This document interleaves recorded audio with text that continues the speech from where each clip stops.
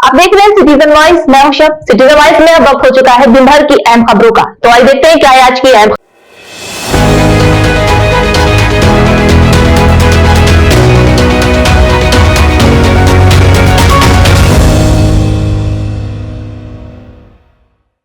Qatar से आई एक बेहद दर्दनाक और चौंकाने वाली खबर ने पूरे भारत को झंझोर कर रख दिया है। कतर के रास लफान इंडस्ट्रियल सिटी स्थित बारजान गैस फैसिलिटी में हुए भीषण विस्फोट में 13 लोगों की मौत हो गई है, जिसमें 12 भारतीय नागरिक शामिल है। इस हादसे में 66 से अधिक लोग घायल हुए हैं। कतर के अधिकारियों और भारतीय दूतावास ने इस दुखद घटना की पुष्टि की है। बताया जा रहा है कि धमाका कतर के रास लफान कॉम्प्लेक्स में उस समय हुआ जब गैस फैसिलिटी में दोबारा संचालन शुरू किया जा रहा था। विस्फोट इतना शक्तिशाली था कि उसकी गूंज राजधानी दोहा तक महसूस की गई।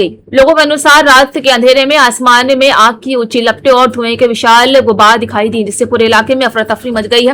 रास लफान दुनिया के सबसे महत्वपूर्ण एलएनजी यानी लिक्विफाइड नेचुरल गैस हब में से एक माना जाता है। यहाँ से बड़ी मात्रा में प्राकृतिक गैस दुनिया के कई देशों को भेजी जाती है।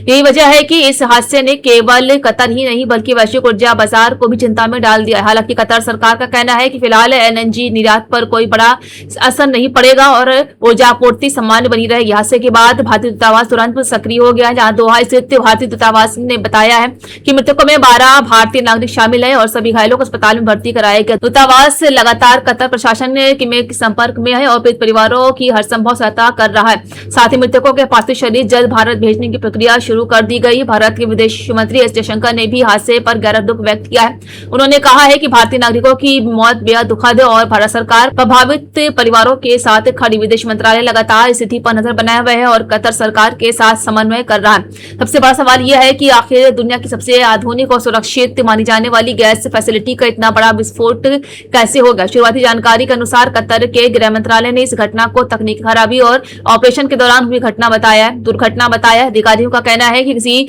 बाहरी हमले या तोड़फोड़ के संकेत नहीं मिले हैं, फिर भी पूरे मामले की उच्च स्तरीय जांच शुरू कर दी गई। गौरतलब है कि हाल के महीनों में पश्चिम एशिया में बढ़ते तनाव और ईरान से जुड़े घटनाक्रमों के कारण रास लफान क्षेत्र पहले भी चर्चा में रहा है। इस क्षेत्र की रणनीतिक और आर्थिक अहमियत बहुत ज्यादा है। ऐसे में यहाँ हुआ कोई भी हादसा अंतर्राष्ट्रीय स्तर पर बड़ी चिंता का विषय बन जाता है।